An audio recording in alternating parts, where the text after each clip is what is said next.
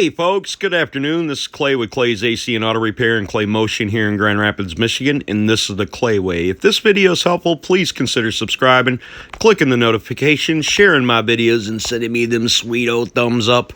If you've got a question for me, you can hit me up on Clay's AC and Auto Repair on the Facebook Messenger, and I will answer that for free for subscribers and people who click the notifications, if I can. I don't know everything, but I try to know a lot. Remember, if anyone else can do it, you can do it too. Don't be the next to them, be the first to you. Here we go. This job is not for the faint of heart. If you own a 3.0 diesel, you're going to need to remove the turbo, then remove the intakes to get to your oil cooler down below to be able to change these gaskets. It is not a simple job and is definitely something for the more moderate to advanced consumer. So we're going to grab a T30 and we're going to start removing the 10 bolts that are holding down our oil cooler right here. And once we get that out of there, we're going to take our gaskets off and clean them, etc. So removing this oil cooler is not quite as simple as these instructions make it out to be,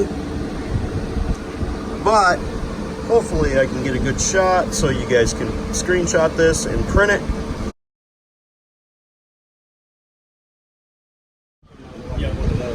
You can also look at my other videos, and I'll try to have Cam put some cards up in there of us doing the intake removal on these. I do not show you a nut and bolt intake, and the stinking hardest thing to get out is that stupid freaking turbocharger there, only because of 2 or 3 bolts. Now once we have the 10 bolts removed, we can quite simply remove the oil cooler. Now using a little bit of brake cleaner, we're going to take our old gaskets off and put our new gaskets on that we got from Mercedes and clean this oil cooler up.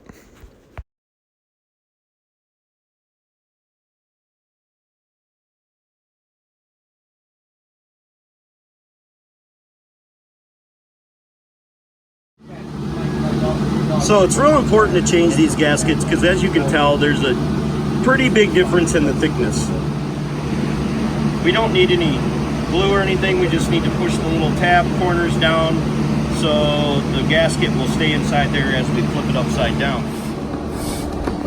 Okay, so with the helper, we're gonna have somebody pump that out so we can suck out all our oil out of the inside of here. Coolant and stuff that's down here.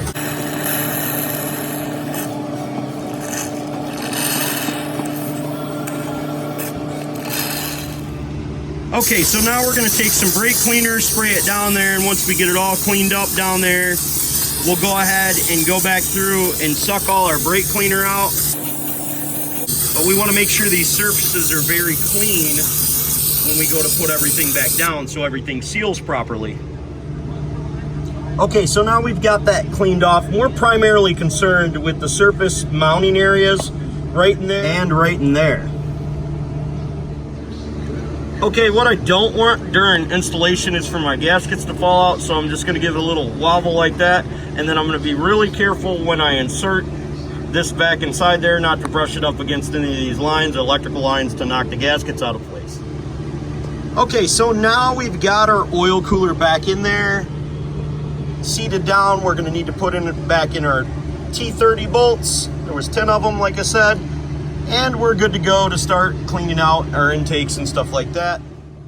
During the reinstallation process of the oil cooler, we want to cross over and do a crisscross formation on the bolts.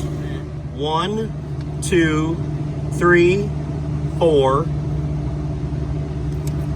5.